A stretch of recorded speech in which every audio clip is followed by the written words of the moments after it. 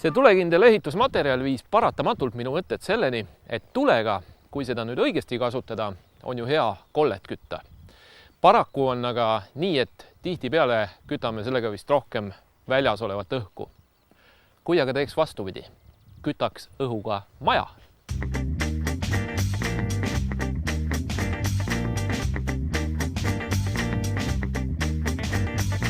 No nii, on see siis võimalik õhuga ka maja kütta?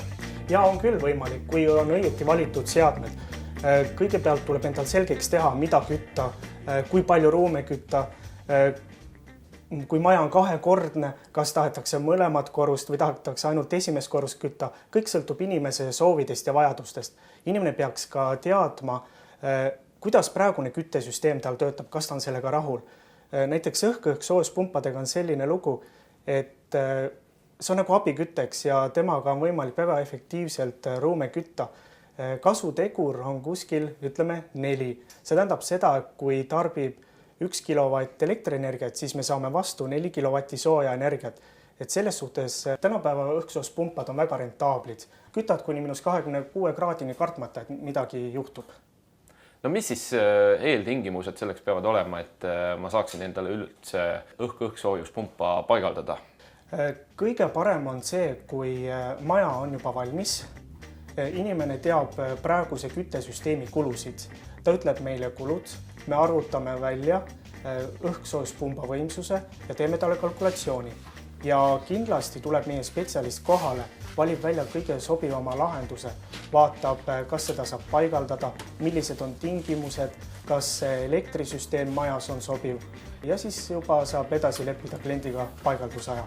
No põhimõtteliselt see küttesüsteem ise võtab nii vähe ruumi, nagu näha ongi, ainult see agregaat, mingit katlaruumi eraldi vaja ei ole ja seina sisse auk lihtsalt.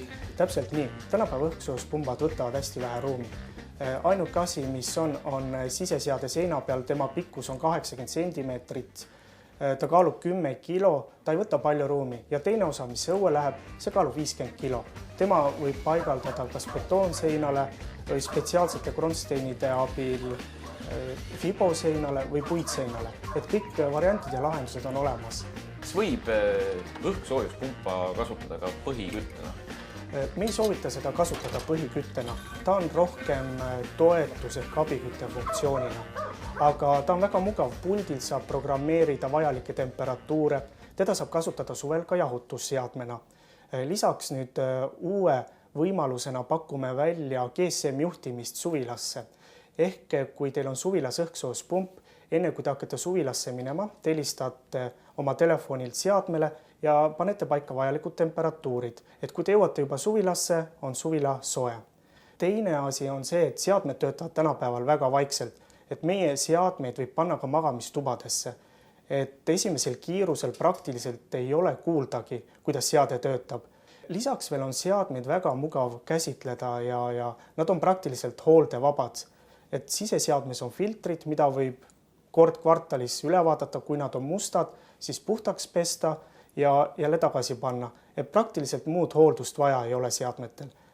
Kuuldavasti oli teil ka selline kevadsuvine üllatus pakkuda? Ja, meil on klientidele väga hea üllatus. Praegu on meil käimas kampaania seadmele, kus saab tellida +10 kraadi küttefunktsioonina töötades. Täpsemat informatsiooni kampaania tingimuste kohta leiate meie kodulehel.